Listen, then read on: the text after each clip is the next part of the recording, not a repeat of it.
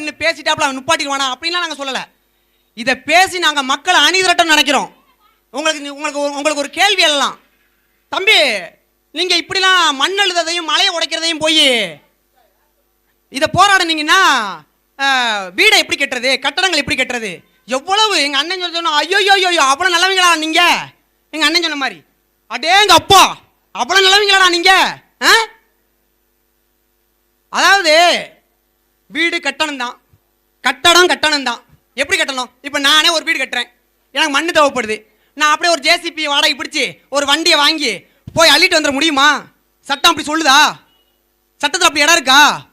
ஒரு பைக்கில் ஒரு தேவைக்கு நம்ம வீட்டு முன்னாடி ஒரு குழி விழுந்துருச்சுன்னா மண் அள்ளிட்டு வந்து போட்ட முடியாது. ஒன்றும் இல்லைங்க, இப்போ என் வீட்டில் வாங்குற ரேஷன் அரிசியை பக்கத்தில் என் தூரத்து உறவுக்காரன் ஒருத்தன் ஏதோ ஒரு தேவைக்கு கேட்டான். ஒரு சாக்கு அரிசியை நான் அந்த இடத்துல அரசு கொடுத்தது தான், அதை வாங்கிட்டு போயிட்டோம்னா அரிசியோட சேர்த்து பைக்கையும் பறிமுதல் பண்ணிடுவான். இந்த கொடுமையெல்லாம் நடக்கு, இந்த ஊருக்குள்ள நடக்கு. அவ்வளவு சட்டத்திட்டம் பேசுறவங்க, இவ்வளவு பெரிய லாரி கண்ணுக்கு முன்னாடி போகுது. அனுமதி, அதாவது தீர்வை போடாத தரிசு நிலம், புறம்போக்கு நிலம் அள்ளிட்டு போறாங்க, அனுமதி வாங்காம அள்ளுறாங்க. எல்லா இதுவும் இருந்து இந்த விவோ, தாசில்தார், ஆர்ஐ இவங்கெல்லாம் வேடிக்கை பார்க்குறாங்கன்னா என்ன அர்த்தம்? எந்த மக்களும் கேட்க மாட்டாங்க.